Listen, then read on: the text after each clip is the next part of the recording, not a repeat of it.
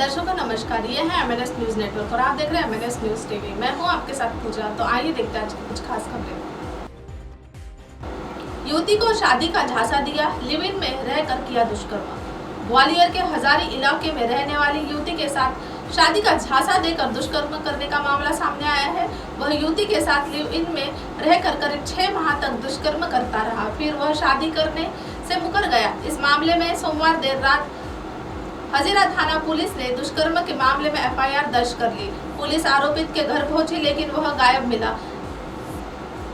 CSP Maharajpura circle Ravi Bhadauria ने नई दुनिया को बताया कि हजारा थाना क्षेत्र के अंतर्गत चंदनपुरा में रहने वाली 22 वर्षीय युवती की दोस्ती हजीरा में ही रहने वाले गुलशन तोमर उर्फ गोलू से हुई। दोनों के बीच दोस्ती हो गई और फिर फोन पर बात होने लगी। इसके बाद गोलू ने उसे शादी के लिए प्रपोज किया। शादी का झांसा देकर उसने युवती के साथ रहने के लिए राजी कर लिया।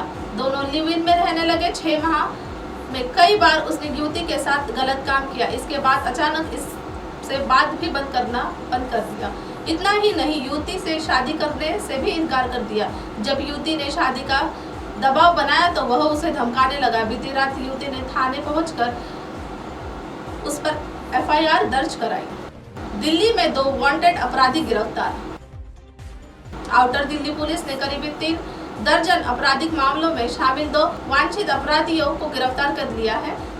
आरोपी आउटर दिल्ली में पहचाने गए टॉप 10 अपराधियों में शामिल थे। आउटर दिल्ली के पुलिस उपायुक्त हरेंद्र सिंह ने कहा कि आरोपी आपस में भाई है और उसकी पहचान प्रदीप उर्फ विक्की और अजित उर्फ सन्नी के रूप में हुई है। पिछले साल विक्की को पैर में गोली लगने के बाद पुलिस ने उसे पकड़ लिया था। जमानत से बाहर आने के बाद वह फिर से अपराध करने लगा। 13 मार्च को इंस्पेक्टर प्रवीण कुमार को गुप्त सूचना मिली थी कि हत्या के प्रयास में मामले में वांछित 2 अपराधी आउटर दिल्ली में घुस रहे हैं।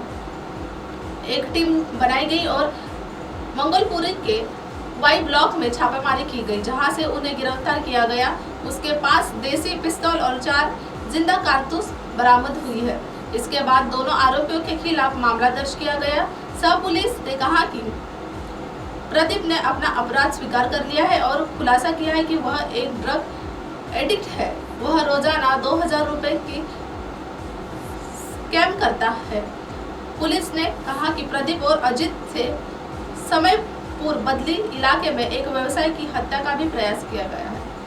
पॉलीथीन से घोटा पत्नी बेटे का गला, फिर कर ली सुसाइड। टाटा कंसल्टेंसी सर्विसेज जैसे मशहूर कंपनी में काम करने वाले पुणे के एक IT इंजीनियर ने सुसाइड कर लिया है। इससे बड़ी दिल दहला देने वाली खबर सामने आई है कि इस इंजीनियर ने अपनी पत्नी और 8 साल के बेटे की हत्या कर सुसाइड किया है। पुणे के औंध इलाके में एक रेसिडेंशियल बिल्डिंग के एक फ्लैट में एक ही परिवार में 3 लोगों की मौत से हड़कंप मच गया है। इंजीनियर ने पहले पत्नी और बेटे के गले को पॉलीथीन बैग से गला काटा और फिर आत्महत्या कर ली। मृतक इंजीनियर के भाई के बार-बार फोन किए जाने पर बाद भी जब किसी ने कॉल नहीं उठाया तो उसे अनहोनी का आभास हुआ। इसके बाद इंजीनियर का यह भाई पुलिस को लेकर ही इंजीनियर के घर पहुंचा। जब दरवाजा खोला गया तो तब दिल दहला देने वाला नजारा सामने आया। पति, पत्नी और बेटा यानी एक ही परिवार के 3 लोगों का शव पड़े दिखा। इस तरह से दरवाजा अंदर से बंद होने और घर के अंदर तीनों शव के पाए जाने से अनुमान लगाया जा रहा है कि इंजीनियर ने पहले पत्नी और अपने 8 साल के बच्चे की हत्या की। इसके बाद उसने खुद सुसाइड कर लिया। पुणे की चतुश्रुंगी पुलिस थाने में केस दर्ज कर लिया गया है। पुलिस जांच शुरू कर दी गई है। जो जानकारी सामने आ रही है उसके मुताबिक यह परिवार मूल रूप से पश्चिम बंगाल का रहने वाला है। आत्महत्या करने वाले इंजीनियर का नाम सुदप्ती गांगुली, पत्नी का नाम प्रियंका सुदप्ती गांगुली था। इस दंपति का एक बेटा था जिसकी उम्र 8 साल थी। चतुश्रुत थाने की पुलिस प्रारंभिक जांच के आधार पर पत्नी और बेटे की हत्या के बाद इंजीनियर द्वारा आत्महत्या किए जाने की आशंका जता जा रही है। अब तक जो खबरें सामने आ रही है उसके मुताबिक सुदीप्तो ने पॉलीथीन बैग से पत्नी और बेटे का गला दबाकर हत्या की। मृतक इंजीनियर के बेंगलुरु में रहने वाले भाई मंगलवार की रात लगातार फोन कर रहे थे, लेकिन सुदत्तो फोन नहीं उठा रहे थे।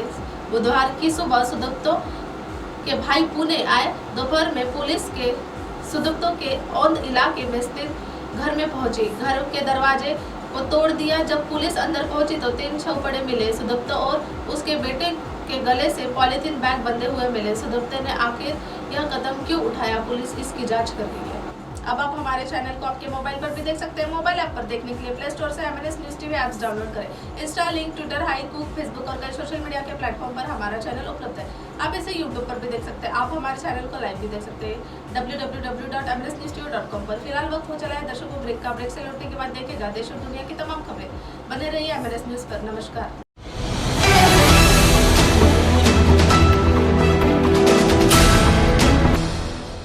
ये है MNS न्यूज नेटवर्क और आप देख रहे हैं MNS न्यूज।